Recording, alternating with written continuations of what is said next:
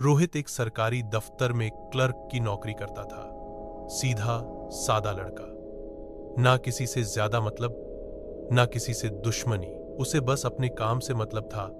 फाइलें निपटाई, चाय पी और शाम होते ही सीधे घर चला जाता। लेकिन उस दिन कुछ अलग था। महीने का आखिरी हफ्ता था। ऑडिट चल रहा था। फाइलों का ढेर उसकी टेबल पर पहाड़ की तरह जमा था। अधिकारी ने साफ कह दिया था, रोहित, ये फाइल कल सुबह तक मेरी टेबल पर चाहिए, चाहे इसके लिए तुम्हें पूरी रात ही क्यों न रुकना पड़े। रोहित ने हाँ तो कह दिया, पर उसे क्या पता था कि उस रात उसे सिर्फ फाइलें ही नहीं, कुछ और भी मिलने वाला है। दफ्तर पुराना था, अंग्रेजों के जमाने की इमारत, लंबे लंबे बरामदे, ऊपर पुराने चरमराते पंखे, दीवारों की पपड़ी जगह जगह से उखड़ी हुई। और सबसे अजीब बात, रात होते ही उस इमारत का माहौल बदल जाता था। शाम के 7 बजते बजते सब लोग निकल गए। पूरे दफ्तर में अब बस 2 लोग थे, रोहित और महेश। महेश पुराना कर्मचारी था। निकलते निकलते वह रोहित के पास आया और धीमी आवाज में बोला, देख भाई, अगर ज्यादा देर हो जाए ना तो रिकॉर्ड रूम की तरफ मत जाना। रोहित हंस पड़ा। क्यों, वहां भूत रहते हैं क्या? लेकिन महेश नहीं हंसा। वह बस गंभीर नजरों से उसे देखता रहा। यहां मजाक नहीं चलता। इतना कहकर वह चला गया। रात गहराती गई। दीवार पर टंगी घड़ी में 10 बज चुके थे। बाहर चांदनी फैली हुई थी। सफेद रोशनी पूरे आंगन में बिखरी थी। अंदर सिर्फ रोहित के केबिन की ट्यूबलाइट जल रही थी। फाइलों पर झुककर काम करते करते अचानक उसे लगा जैसे बरामदे में किसी के चलने की हल्की सी आहट हुई हो। महेश, उसने आवाज लगाई। कोई जवाब नहीं। उसने सोचा शायद चौकीदार होगा, और खुद को समझाते हुए वह फिर से काम में लग गया। लेकिन कुछ ही मिनट बाद फिर वही आहट, इस बार थोड़ी ज्यादा करीब। रोहित का गला सूख गया। वह कुर्सी से उठा, धीरे से दरवाजा खोला और बाहर झांक कर देखा। लंबा बरामदा, दोनों तरफ बंद कमरे, और सबसे आखिर में रिकॉर्ड रूम का अंधेरा। उसने धीमी आवाज में पूछा, कौन है वहां? तभी उसे लगा जैसे रिकॉर्ड रूम के पास कोई सफेद सा साया हिला और झट से गायब हो गया।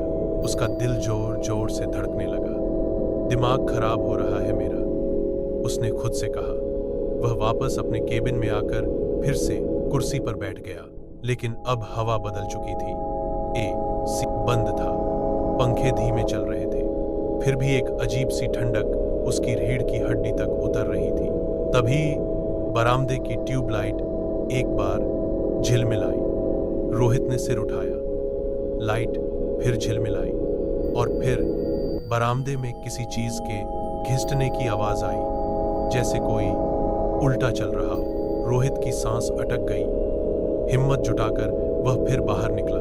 इस बार जो उसने देखा, उसे देखकर उसके पैरों तले जमीन खिसक गई। बरामदे के बीचों बीच चांदनी की रोशनी में एक औरत खड़ी थी, लेकिन सीधी नहीं। वह अपने हाथों पर खड़ी थी। उसके पैर ऊपर की तरफ मुड़े हुए थे।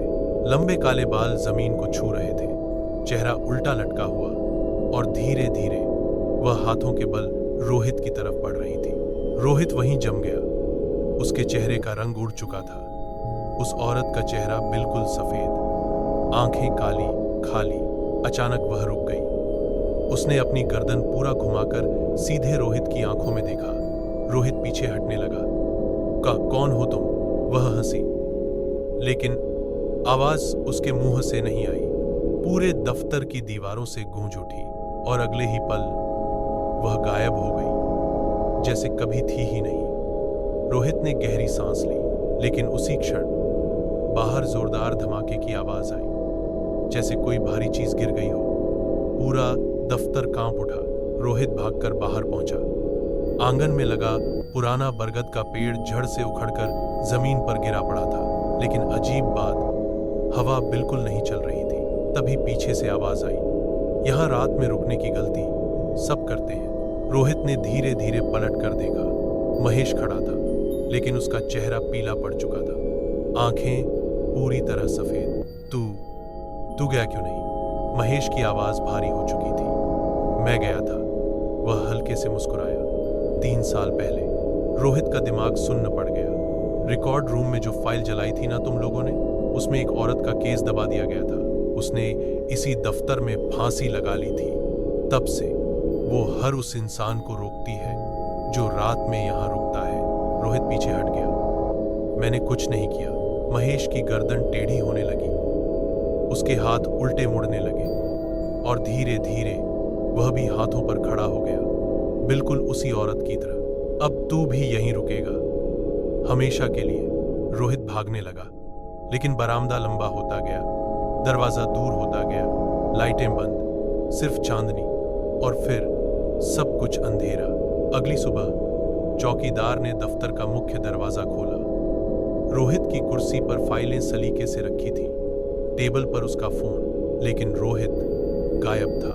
रिकॉर्ड रूम के अंदर दीवार पर एक ताजा निशान था, लाल धब्बों से सना हुआ। और उस दिन के बाद उस सरकारी दफ्तर में कोई भी कर्मचारी रात में रुकने की हिम्मत नहीं करता, क्योंकि कहते हैं चांदनी रात में आज भी उस बरामदे में कोई हाथों के बल चलता हुआ दिखाई देता है। अगर आपको ये कहानी सुनकर जरा सा भी डर लगा हो तो वीडियो को लाइक जरूर करना, और ऐसी ही और डरावनी कहानियों के लिए चैनल को सब्सक्राइब करना मत भूलना।